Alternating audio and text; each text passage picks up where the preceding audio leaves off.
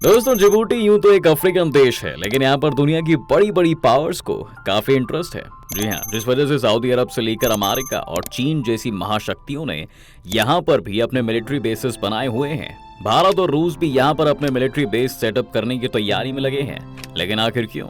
आखिर क्या खास है इस देश में और क्यों जिबूटी इतने देशों को अपने यहाँ पर फॉरेन मिलिट्री बेसेस बनाने दे रहा है? आइए जानने की कोशिश करते हैं आज के इस वीडियो में। बस अंत तक बने रहिएगा हमारे साथ। लेकिन वीडियो शुरू होने से पहले अगर आप चैनल पर नए हैं या आपने अभी तक चैनल को सब्सक्राइब नहीं किया है तो चैनल को सब्सक्राइब करना और बेल आइकॉन दबाना बिल्कुल ना भूलें। दोस्तों अगर सिर्फ यही लिस्ट देखी जाए कि कितने देशों ने यहाँ पर ऑलरेडी अपने मिलिट्री बेस बना रखे हैं तो उसमें आपको अमेरिका, सऊदी अरब, चीन, फ्रांस, जापान, इटली, स्पेन और कतर जैसे कई देश मिलेंगे। इन सभी देशों के पास अपने अपने कारण हैं, लेकिन जो कारण इन सभी को आपस में जोड़ता है वो है ट्रेड। जी हाँ, अगर आप मैप को ध्यान से देखें तो यूरोप और एशिया के बीच ट्रैवल करने के लिए पहले शिप्स को अफ्रीका से घूमकर आना पड़ता था, लेकिन फिर इजिप्ट में सुएज कैनाल शुरू हो गई और अब यूरोप और एशिया के बीच की दूरी काफी हद तक घट गई है।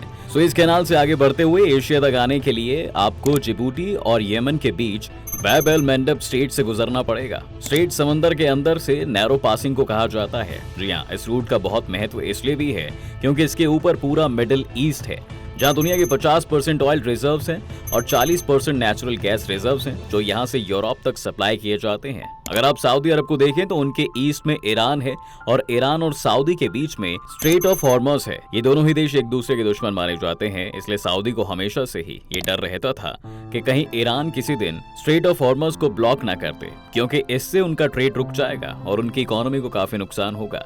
इसके साथ साथ यमन में अभी भी गृह युद्ध चल रहा है जिसमें अलग अलग फैक्शंस हैं। इसमें एक फैक्शन होतिस का है जिन्हें ईरान सपोर्ट कर रहा है और होतिस के कंट्रोल में ही वो एरिया आता है जो बैब एल मंडेब से जाकर मिलता है। सऊदी को ये डर था कि अगर ईरान स्ट्रेट ऑफ हॉर्मज को ब्लॉक नहीं भी करेगा तो ये मुमकिन है कि वो अपने सपोर्ट किए गए होतिस की मदद से बैब एल मंडब में सऊदी की एंट्री रोक दे। सऊदी की जीडीपी का 40% सीधे सीधे उसके पेट्रोलियम एक्सपोर्ट्स पर निर्भर करता है, जिस वजह से सऊदी ने अपने इस इंटरेस्ट को प्रोटेक्ट करने के लिए यहाँ अपना मिलिट्री बेस बनाया है। दोस्तों चीन की अगर बात करें तो चीन आज भी मैन्युफैक्चरिंग का हब है और इसी रास्ते से वो भी यूरोप से ट्रेड करता है।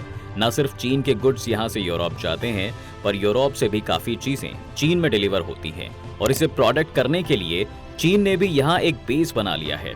यूरोप के देशों को भी रशिया यूक्रेन वॉर के बाद अपनी गैस के लिए कतर जैसे देशों के पास जाना पड़ा है और मिडिल ईस्ट और अफ्रीका में उनका स्ट्रैटेजिक इंटरेस्ट भी रहा है, इसलिए फ्रांस और इटली जैसे देशों को भी इन बेसेस की जरूरत थी और अमेरिका को तो जहां मौका मिल जाए वो वहां अपना बेस बना ही लेता है और यहाँ तो उनका स्ट्रैटेजिक इंटरेस्ट भी था। लेकिन इसमें जिबूटी को क्या फायदा? जिबूटी को इससे क्या फायदा दोस्तों?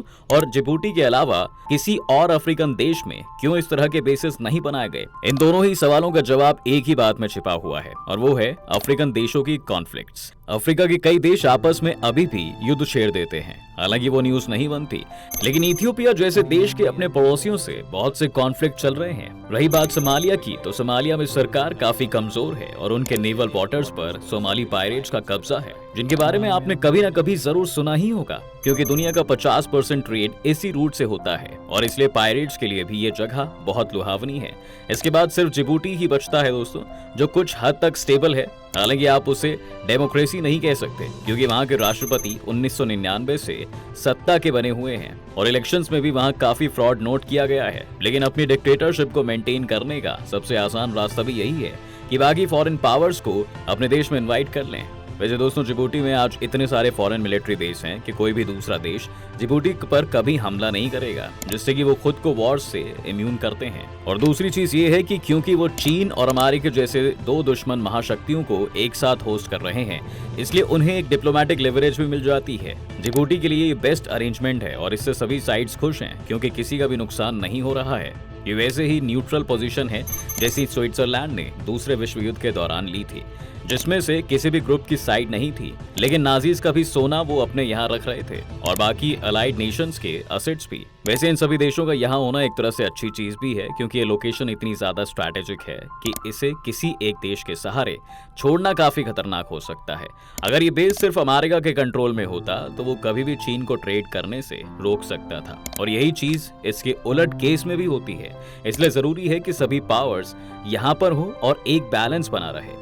यही वजह है कि भारत और रूस ने भी यहाँ अपने मिलिट्री बेस सेटअप करने में इंटरेस्ट दिखाया है। वैसे भारत के पास अफ्रीका में पहले से ही एक मिलिट्री बेस है भी। ये भारत का पहला ओवरसीज मिलिट्री बेस है और ये सेशेल्स नाम के देश की टेरिटरी पर है। अगर भारत को जिबूटी में भी एक बेस मिल जाता है तो ये भारत का दूसरा ओवरसीज बेस होगा। ईरान के साथ भी भारत ने चबाहर पोर्ट डेवलप किया है और उसे भी नेवल पर्पस के लिए इस्तेमाल किया जा सकता है। खैर वापस जिबूटी पर लौटें तो यहाँ पर फॉरेन बेसेस होने से दो और फायदे हैं। इसका सबसे बड़ा फायदा तो ये है कि ये सिर्फ इस रीजन में ही नहीं बल्कि पूरी दुनिया में शांति बनाए रखता है, क्योंकि अब हर देश को पता है कि युद्ध बहुत महंगा होता है और एक देश को सताने का जो दूसरा तरीका है वो ये है कि उनका ट्रेड रूट बंद कर दें, जो कि अब पॉसिबल नहीं है। इससे सभी देशों को किसी भी तरह का बड़ा कदम उठाने को बात करने की एनकरेजमेंट मिलेगी। इसका दूसरा फायदा यह है कि अब ये सारे फॉरेन बेसेस इस रीजन को प्रोटेक्ट कर सकते हैं। जैसे कि जिन सोमाली पायरेट्स की हमने बात की थी, उनसे निपटने के लिए मिलिट्रीज की शिप्स यहाँ पर गश्त लगाती हैं और पुलिसिंग का काम भी हो जाता है। इन सभी बेसेस के पीछे अभी कम से कम एक बड़ा कारण यमन भी है, क्योंकि यमन में इस वक्त जो गृह युद्ध चल रहा है उसमें कई पायरेट्स इन्वॉल्व हैं। सबसे पहले तो यमन की सरकार है जिसे सऊदी अरब का सपोर्ट है, फिर हूतीस हैं जिन्हें ईरान का सपोर्ट है, फिर इन्हीं का एक छोटा सा हिस्सा अल कायदा के कंट्रोल में भी है जहां अमेरिकन अपनी ड्रोन स्ट्राइक्स करते हैं और यूएई ने भी एक ग्रुप को यहां अपना सपोर्ट दे रखा है।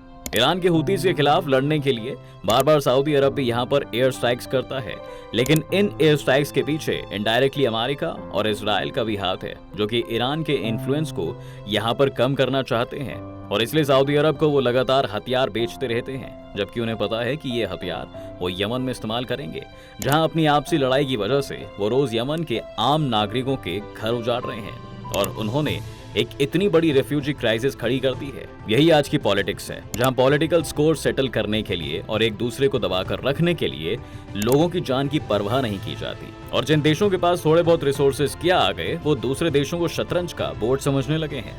इस पॉलिटिक्स में जिबूटी आज रिप्रेजेंट करता है, जहां सब एक दूसरे से घबराए हुए हैं और सब एक दूसरे की तरफ बंदूक ताने खड़े हैं।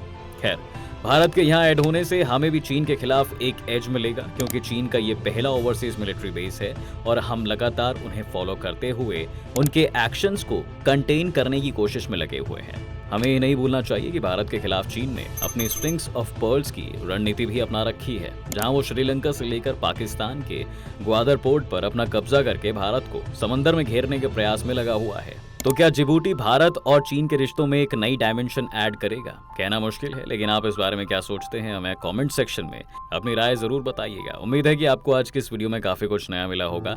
अगर आपको ये वीडियो पसंद आया है तो वीडियो को लाइक करें, शेयर करें। आप इस चैनल पर नए हैं तो जाने से पहले चैनल को सब्सक्राइब करना भी ना भूलें।